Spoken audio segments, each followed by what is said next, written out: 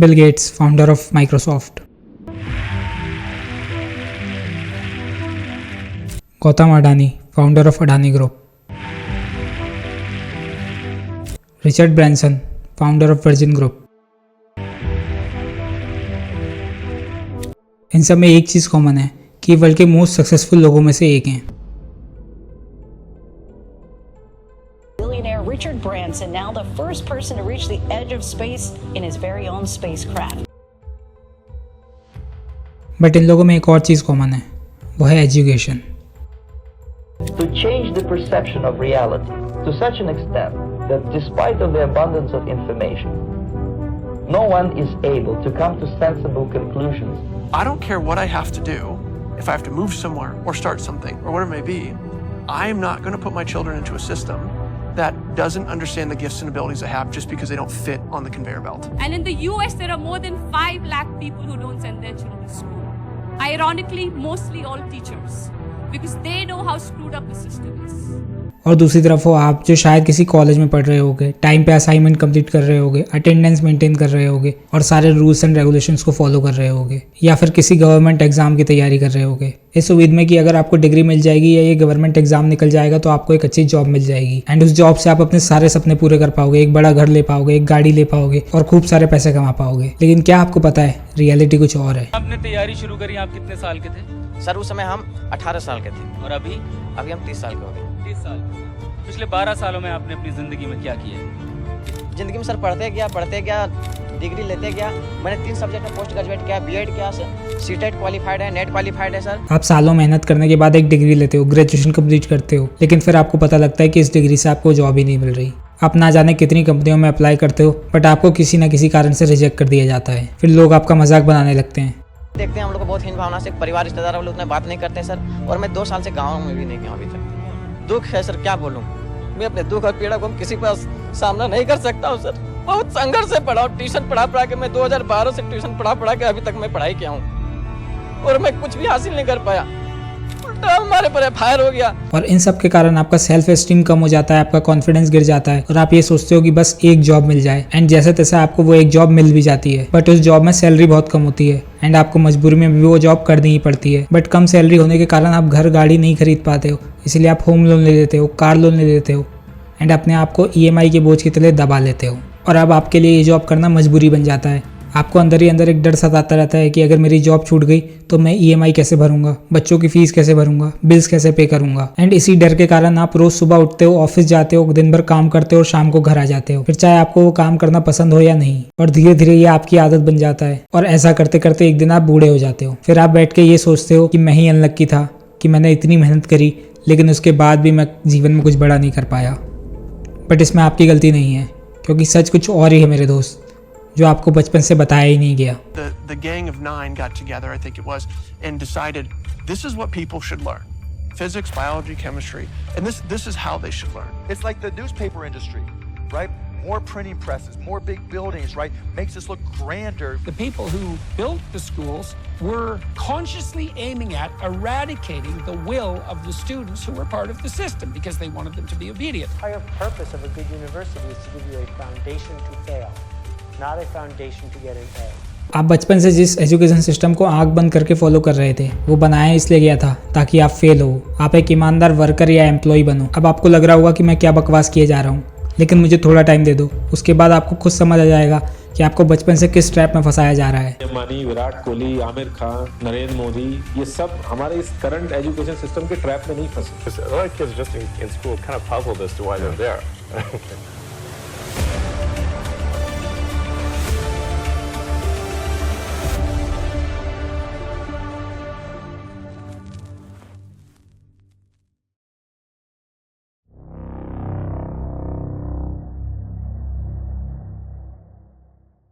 साल होता है 1806। नेपोलियन और पर्शियन आर्मी के बीच एक वॉर होता है and one of the best army होने के बाद भी पर्शियन हार जाते हैं। बट कैसे? बहुत सोचने के बाद पर्शियन लीडर्स को ये समझ आता है कि उनकी आर्मी बहुत ताकतवर तो थी लेकिन वो अपने लीडर्स का ऑर्डर मानने के बजाय खुद का दिमाग चलाती थी। वहीं नेपोलियन की आर्मी सिर्फ नेपोलियन के ही ऑर्डर्स मानती थी। इसके बाद प्रेशियन अपना एक एजुकेशन सिस्टम बनाते हैं जिसका नाम होता है प्रेशियन एजुकेशन सिस्टम, जिसका सोल पर्पस ये होता है produced a universal education system in the late 1800s because they were afraid they were losing military superiority and they wanted to produce a cadre of mindless, obedient soldiers.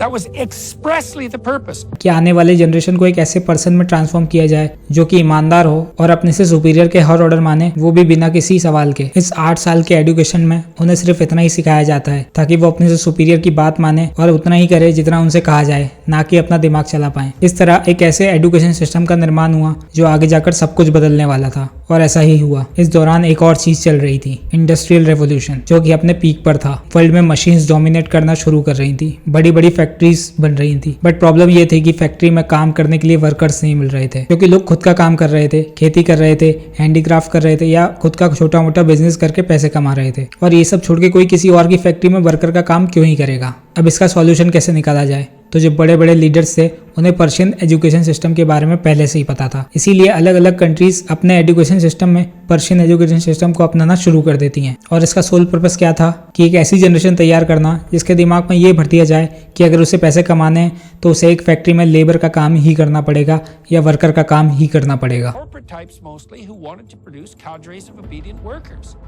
And that's why the desks are in rows, and that's why there's factory bells, and that's why it's top-down leadership. और अब ठीक ऐसे ही होने लगता है। जो लोग खेती कर रहे थे या अपना छोटा मोटा बिजनेस चला रहे थे, उनके बच्चे जब अपनी एजुकेशन खत्म करते थे तब उनके पास पैसा कमाने के लिए एक ही ऑप्शन बचता था, फैक्ट्रीज में एज अ लेबर काम करना। और इस तरह फैक्ट्री में जो लेबर्स की कमी थी वो धीरे धीरे पूरी होना शुरू हो जाती है। उस समय हमारा देश अंग्रेजों का गुलाम था, बट अंग्रेजों के सामने भी एक समस्या आ रही थी। वो कुछ ही थे और उनके लिए इतनी बड़ी पॉपुलेशन को कंट्रोल करना बहुत मुश्किल हो रहा था। साल होता है 1835 और लॉर्ड विलियम बेंटिक, जो कि ईस्ट इंडिया कंपनी का गवर्नर जनरल होता है, वो इंडिया में इंग्लिश एजुकेशन प्रमोट करने के लिए एक एक्ट लागू करता है, the English education act 1835। And again ये जो एजुकेशन सिस्टम होता है ये मोर और लेस पर्शियन एजुकेशन सिस्टम जैसा ही होता है। एंड इस बार इसका गोल क्या होता है ये आप खुद ईस्ट इंडिया कंपनी के कमांडर मकाउले से सुनिए। Education should create a class of persons Indian in blood and colour but English in taste, opinion, in morals and in intellect. और धीरे धीरे ही सही बट ब्रिटिशर्स अपने मकसद को अंजाम तक पहुंचा देते हैं।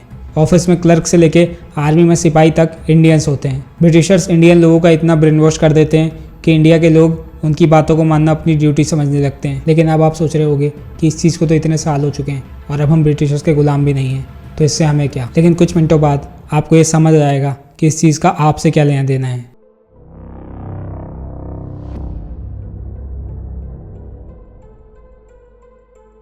आपके जन्म लेते ही या आपके जन्म लेने से पहले ही आपके मम्मी पापा ये सोच लेते हैं कि वो आपको एक बहुत बड़े स्कूल में भेजेंगे। अब इंडिया में स्कूल और कॉलेजेस एजुकेशन की जगह से ज़्यादा स्टेटस की जगह बन गए हैं। हमारा बेटा इस स्कूल में पढ़ता है, हमारा बेटा उस कॉलेज में पढ़ता है, ये बोल बोल के आपके पेरेंट्स प्राउड महसूस करते हैं।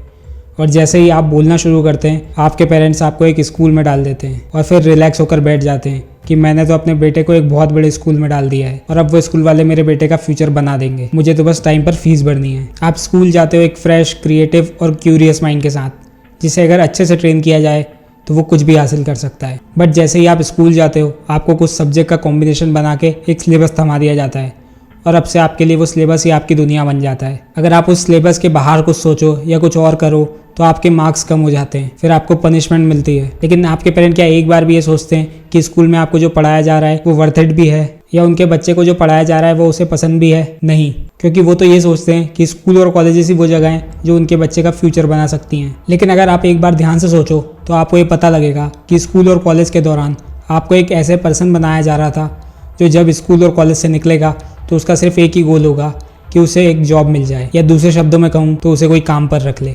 बच्चा यही चाहता है कि मैं सरकारी जॉब में पहुंचूं, अपनी घर की अर्थव्यवस्था को सही करूं। मेन मकसद तो यही होता है हर आदमी का, क्योंकि सरकारी जॉब एक ऐसी जॉब है कि वो आदमी के मरते दम तक साथ देती है। इसीलिए हर आदमी सोचता है चाहे चपरासी की मिल जाए लेकिन सरकारी मिल जाए। पूरे स्कूल और कॉलेज के दौरान आपको ये सिखाया ही नहीं गया कि सेल्फ डिपेंडेंट कैसे बने, क्योंकि ये एजुकेशन सिस्टम कभी आपको सेल्फ इंडिपेंडेंट बनाने के लिए बनाया ही नहीं गया था, बल्कि इस सिस्टम का गोल ही इंडस्ट्री को अच्छे और अफोर्डेबल वर्कर्स प्रोवाइड करना था। ये पूरा सिस्टम एक ऐसे ग्रुप ऑफ पीपल को तैयार कर रहा है जो अपने बॉस के हर ऑर्डर माने, अपने से सुपीरियर लोगों की हर बात सुने और दिन भर काम कर सके इस उम्मीद में कि at the end of every month मुझे एक सैलरी मिलेगी, फिर चाहे वो काम उसे पसंद हो या ना। अपनी 25% से ज्यादा जिंदगी इस करंट एजुकेशन सिस्टम में लगा देते हैं ताकि अपने से कम पढ़े लिखे आदमी की कंपनी में जाके उसके सपने पूरे कर सके। कोई नहीं चाहता कि आप सेल्फ डिपेंडेंट बनो, आप मिलियनर बनो, क्योंकि अगर आप सेल्फ डिपेंडेंट बन गए तो आप इनके ऑर्डर्स को नहीं मानोगे। लेकिन आप कभी इस ट्रैप को समझ ही नहीं पाते हो। लेकिन इसमें आपकी भी गलती नहीं है, क्योंकि जब इस ट्रैप में आपको फंसाया जा रहा था तब आपकी एज इतनी नहीं थी कि आप ये सोच सको, और जब आपकी एज इतनी हुई तो या तो आपका इतना ब्रेन वॉश कर दिया गया था कि आप इस चीज़ को चुपचाप फॉलो कर रहे हो, या फिर आप पर इतनी रिस्पॉन्सिबिलिटीज़ हैं कि आप चाहकर भी कुछ नहीं कर सकते। ILO says about 65% of the youth in India are jobless. 65%. How did this happen? हमारे देश में 42% ग्रेजुएट्स जिनकी उम्र 25 साल से कम है वो अनएम्प्लॉयड हैं, और जिन्हें जॉब मिल भी जाती है उनमें से ज़्यादातर की सैलरी सब्जी बेचने वाले और ट्रक ड्राइवर से भी कम होती है। तो देख लो भाई, अमेरिका में एक ट्रक ड्राइवर है ना, अभी स्लो चल रहा है काम, मंदे में 10 से 12 मतलब इंडिया का मोटा मोटा 10 लाख रुपए कमा रहे हैं। क्यों काम अच्छा चलता है तो 16 लाख रुपए इंडिया के कमा रहे हैं। इतना तो कोई मतलब वहाँ पे डॉक्टर भी नहीं कमा रहा। बट अब इसका सॉल्यूशन क्या है? क्या हम सब स्कूल कॉलेज यहाँ छोड़ दें? ये जो लाखों लोग स्कूल जा रहे हैं, कॉलेज जा रहे हैं, क्या ये गलत कर रहे हैं? नहीं।